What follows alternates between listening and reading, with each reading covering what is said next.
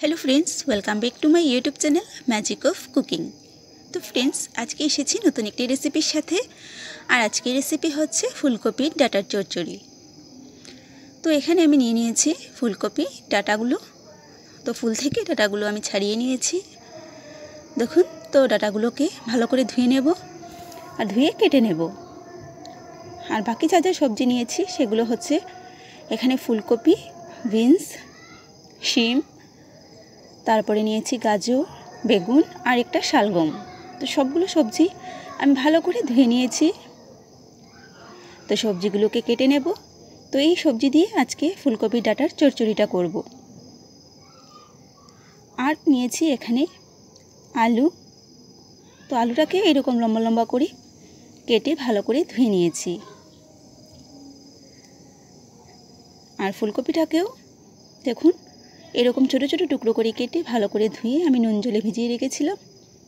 আর ডাটাগুলোকেও দেখুন আমি কেটে নিয়েছি। তো এরকম পাতলা পাতলা করে লম্বা লম্বা করে কেটে নিয়েছি। তো সবগুলো সবজি আমার কাটা হয়ে গেছে। এখানে আছে শিম, শিমগুলোকেও আমি একই রকম কেটে নিয়েছি। গাজর, বিনস, শালগম আর বেগুন সব কিছু কাটা হয়ে গেছে, লম্বা লম্বা পাতলা পাতলা করে কেটে নিয়েছি। আর আছে কাঁচা লঙ্কা। আমি সম্পূর্ণ রান্নাটা কাঁচা লঙ্কা দিয়েই করব। তো এবার রান্নাটা শুরু করব। গ্যাস অন করে একটা কড়াই বসিয়ে দিলাম। কড়াইটাকে গরম করে দিয়ে দিচ্ছি সর্ষের তেল। তো তেলটাকে গরম করে নেব। তেলটা গরম হওয়ার পর ফোড়নটা দিয়ে দিচ্ছি। তো তেল গরম হয়ে গেছে, ফোড়নে দিয়ে দিলাম দুটো শুকনো লঙ্কা আর দিয়ে দেব সামান্য কালো জিরে। তো এই উপকরণ দুটিকে একটু ভেজে নেব। এবারে দিয়ে দিচ্ছি কেটে রাখা শালগমগুলো। তো শক্ত সবজিগুলো প্রথমে দিয়ে একটু রান্নাটা করব, তারপর অন্য সবজি দিয়ে দেব। তো শালগমের সাথে দিয়ে দিচ্ছি বিনস আর দিয়ে দেব গাজর। তো প্রথমে এই সবজিগুলোকে ভালো করে একটু সেদ্ধ করে নেব। ভালো করে নাড়াচাড়া করে ভাজা করার সাথে সাথে কিছুটা সেদ্ধ হয়ে যাবে। তো এবারে দিয়ে দেব পরিমাণ মতো নুন। তো নুন দিয়ে ভালো করে নাড়াচাড়া করে নিচ্ছি। তো ভালো করে নাড়াচাড়া করে 5 মিনিটের মতন আমি ঢেকে রাখবো। গ্যাসটাকে একদম লতে রেখে আমি ঢাকনা দিয়ে রাখছি। তো ঢাকনাটা এবার তুলে নেব। 5 মিনিট হয়ে গেছে আর আমি এটা ঢাকনাটা তুলে নিলাম। দেখুন সবজিগুলো অনেকটাই সেদ্ধ হয়ে গেছে।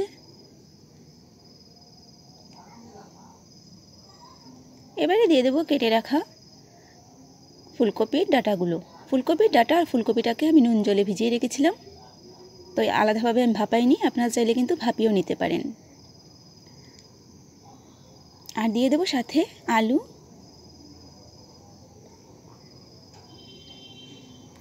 এবার এই সবজিগুলোকে প্রথমে নাড়াচাড়া করে নেব ভালো করে। পরিমাণ মতন দিয়ে দিচ্ছি নুন। তো নুনটা একটু ভুজে দিতে হবে, কারণ আগে আমি নুন দিয়েছি। তাই এবার নুনের পরিমাণটা দিয়ে দিলাম ভুজে। বাস এবার ভালো করে নাড়াচাড়া করে মিশিয়ে নিচ্ছি। সমস্ত সবজির একটা কাঁচা স্মেল থাকে, সেই স্মেলটা যাওয়া পর্যন্ত এটাকে এইভাবে নাড়াচাড়া করে রাখবো। আরও 2 মিনিটের জন্য আমি ঢেকে রেখেছি। তো 2 মিনিট পর আমি ফিরে আসলাম আর দেখুন সবজিগুলো সেদ্ধ হয়ে গেছে। এবারে দিয়ে দেব ফুলকপিগুলো আর দিয়ে দেব কেটে রাখা শিমগুলো।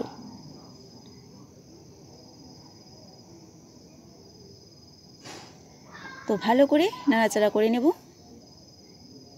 নাড়াচাড়া করে এবারে দিয়ে দেব কেটে রাখা বেগুনগুলো। বেগুনটা সবের পরে দিচ্ছি আমি, কারণ বেগুনটা আগে দিয়ে দিলে কিন্তু গলে যাবে। তো সবার শেষে বেগুনটা দিয়ে এবার নাড়াচাড়া করব। সব কিছু ভালো করে নাড়াচাড়া করে এবারে দিয়ে দেব কাঁচা লঙ্কা। রান্নাটা পুরো আমি কাঁচা লঙ্কার উপরেই করছি, সামান্য লঙ্কা গুঁড়ো দেব। আর এবারে দিয়ে দিলাম হলুদের গুঁড়ো, দিয়ে দেব জিরে গুঁড়ো, ধনে গুঁড়ো। তো 2 চামচ ধনে গুঁড়ো আমি দিয়ে দিলাম। আর এবার সামান্য লঙ্কা গুঁড়ো দিয়ে দিচ্ছি। তো এবার অল্প জল দিয়ে আমি সব কিছুকে ভালো করে মিশিয়ে নেব। তো গরম জল আমি দিয়ে দিলাম। ব্যাস এবার ভালো করে মশলার সাথে নাড়াচাড়া করে মিশিয়ে নিচ্ছি। ভালো করে মিশিয়ে তারপরে ঢেকে রাখবো। আর আমি এখানে টমেটো নেইনি, আপনারা চাইলে টমেটোও নিতে পারেন, বাঁধাকপিও নিতে পারেন।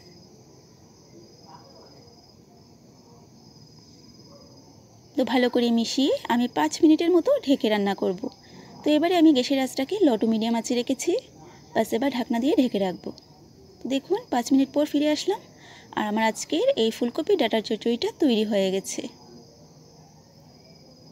একদম ঘরোয়া একটি রেসিপি আজকে আমি করে নিলাম আর কত সহজে আজকের এই রেসিপিটা তৈরি করে নিয়েছি। তো তৈরি হয়ে গেল ফুলকপি ডাঁটার চচ্চড়ি। তো দিয়ে দিলাম আমি এখানে চিনি। তো আমি এখানে জিরে দিয়ে করছি। আপনারা চাইলে এই রান্নাটা সর্ষের দিয়েও করতে পারেন, সর্ষে বাটা দিয়ে। সর্ষে বাটা দিয়েও খেতে কিন্তু দারুণ লাগে। তো ব্যাস হয়ে গেল, এবার নামিয়ে নেব। তো কেমন হয়েছে আমার আজকের ফুলকপি ডাঁটার চচ্চড়ি?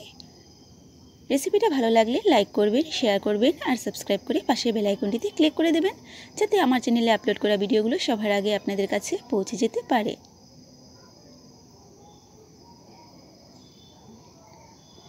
আবারও চলে আসবো আপনাদের সামনে এইরকম নতুন নতুন রেসিপির সাথে।